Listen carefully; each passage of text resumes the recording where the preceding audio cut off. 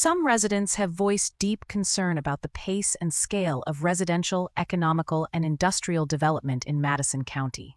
They worry that rapid growth could erode the county's rural character, strain infrastructure, and diminish the farmland and open spaces that define the community's identity.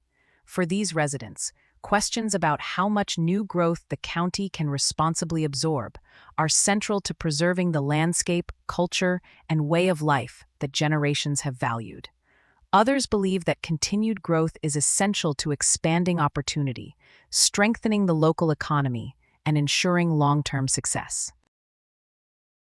How do you balance the perspectives of preservation and responsible growth?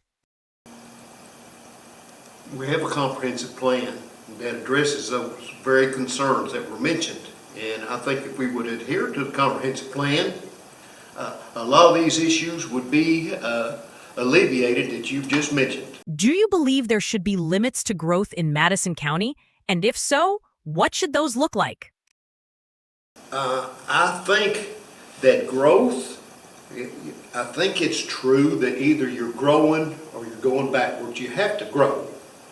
It's true for it's just life in general, but the way you grow is what we want. What we need to do is like smart growth, and there are smart growth principles.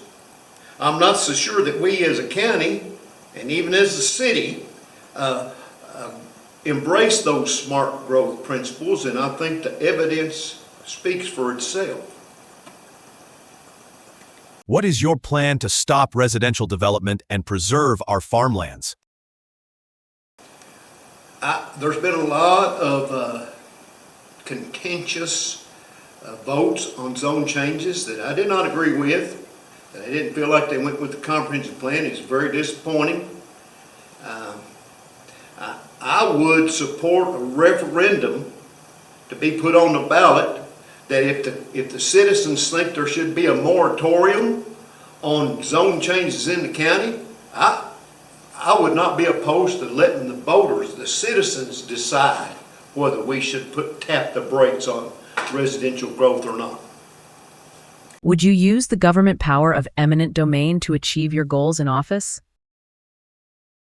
We don't like to use the eminent domain, but sometimes it is essential.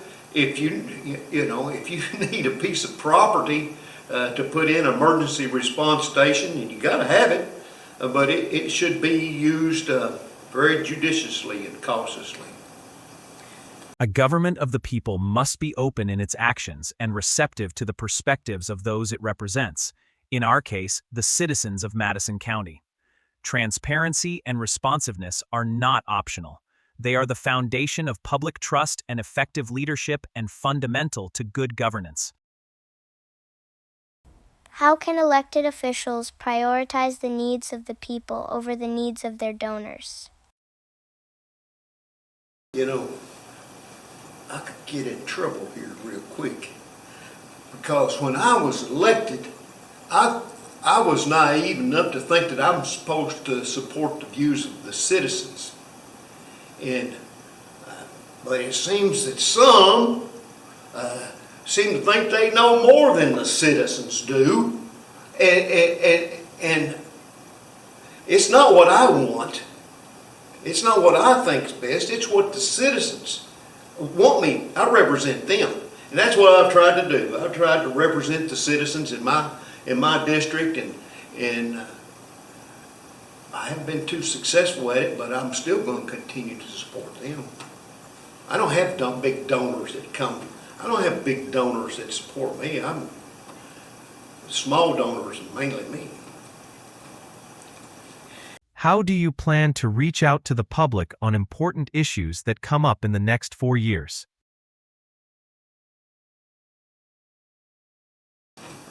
I just listen. I make myself available. I go to many gatherings, and people call me. I'm easily to get in touch with. People call me constantly, and I just listen.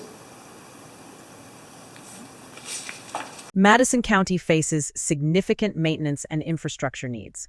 Responsible growth requires that essential systems be able to support increased demand, including improvements to roadways, mitigation of traffic congestion, and ensuring adequate response times for EMS and other emergency services. How will you work with the state road department to get state roads within the county to be improved? Okay, so the state's pretty receptive to requests from the county, but they're very slow. You know, the problem with the state, we see they have there's 120 counties, and every one of them has needs that are the most important, and the state has limited resources. So sometimes, you know, you get a road on the six-year plan, and the 6-year plan turns into 10 and 12 years because it just takes so long to get a response. You know, out on the Irvin Road right now, we're finally getting a turn lane in at Moberly and Speedwell, which has been needed for how long? But we stay in touch with our local representatives. But here's a little issue too. The Department of Transportation itself falls under the executive branch of the government, and our representatives are part of the legislative branch of the government, and sometimes that communication is not ideal. So it's politics, so we have to deal with it. But we got good representatives here, and that's about all I can say about that. Are there currently any plans to expand sewer services in Madison County? Well, you know, I'll tell you one thing I learned from a representative a few years ago. He said the quickest way to destroy farmland was to run a sewer line through it. And that's true. We got a small plant. The reason Waco is growing like it is, we got a small plant out of Waco. And, you know, I think it's North Madison County Sanitation District has debt. And so they're looking for customers. They look for customers to help pay down this debt. You've got this development on College Hill Road that's going to have sewers. So but the developer is going to pay for that expansion, not the taxpayers. The developer is going to incur the cost for that. As far as the county investing in sewers, I'm not aware of the county investing in any sewers. But I do know that there will be some expansion because where there's sewer available, it encourages growth. It's a double-edged sword, really. Sewers are good, but... What is your plan to improve and maintain the county roads? Will this plan support your planned growth of the county? You know, our county roads are... a lot of them are paved over cow paths. You know, we talked about Oakland wells, and I think we don't spend enough money on our county roads. I have to be real careful about widening roads. We got roads that need to be widened, but when you widen them, that's a double-edged sword too, because once they get 20 foot wide, then they're eligible for development. So if we're not careful, we'll widen the road, and it's a license for somebody to buy a tract of land and put a subdivision in there. So we like for any road widening to be the cost to be incurred by the developer rather than the county doing that. I like to maintain our roads, but I'm real careful about wanting to widen them. That makes sense, doesn't it? The current water system outside the cities is not designed to support firefighting needs. For example, there are no rated fire hydrants in Madison County. What plans do you have to improve the water system?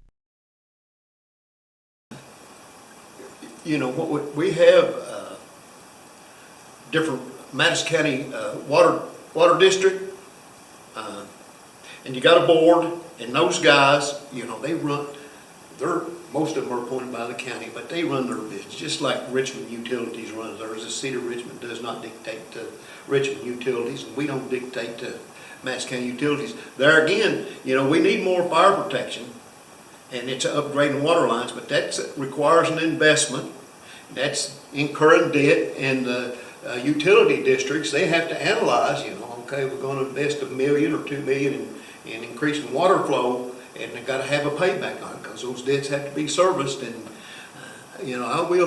I support increasing fire flow. But here's the thing, I studied this, our fire responses, fire department responses. I looked at this, and a lot has changed in the past 25 years. Fire stations don't respond to fires very much. It's about 4 or 5% of their calls are actually to structure fires.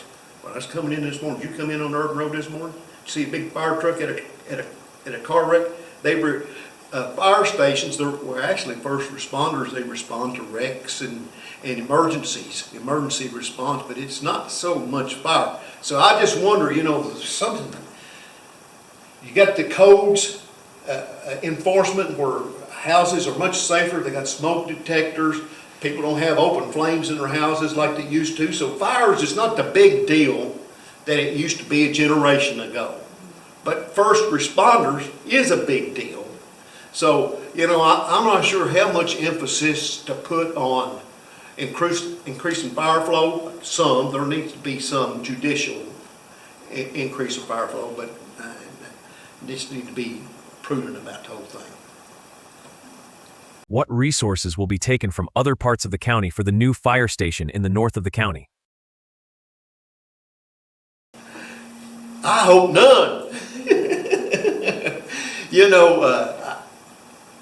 I know that we need emergency response. We call it fire station, but I think it needs to be an emergency response station, because that's what it is, not actually a fire station. We need that north, because that's a fast growing section of the county, and it's needed.